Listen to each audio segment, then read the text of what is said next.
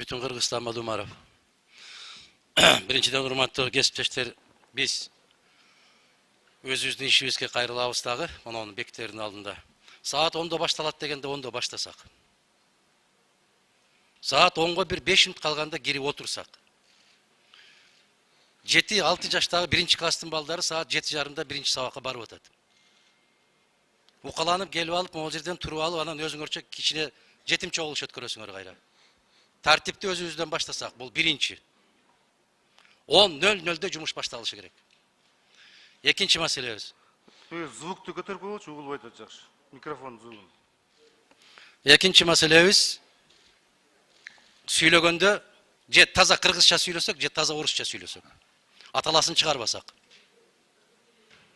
Комитеттин төрагасы болобу, башка киши баяндамачы болгондо кыргызча билбейсиңби? Анда Лев Толстойдун же Пушкиндин тилин сыйлап таза орусча кет. Кыргызча сүйлөйсүңбү? Анда аралаштырма. Үчүнчүсү.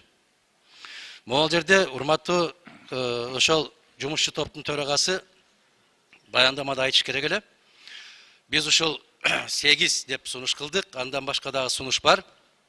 Бирок көпчүлүк добуш менен 8 деген сан добуштан өттү, ушуну сунуш кылып атабыз деп айтуу керек. Экинчиси, төртүнчүсү, мынау комитеттердин аталыштарыны дагы бир жолу карап чыксаңыздар.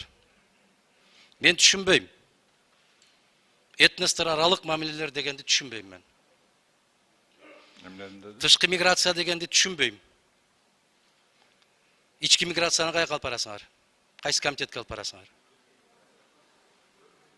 Jönele sotsialдык жана миграция деп койсо болбойбу бул.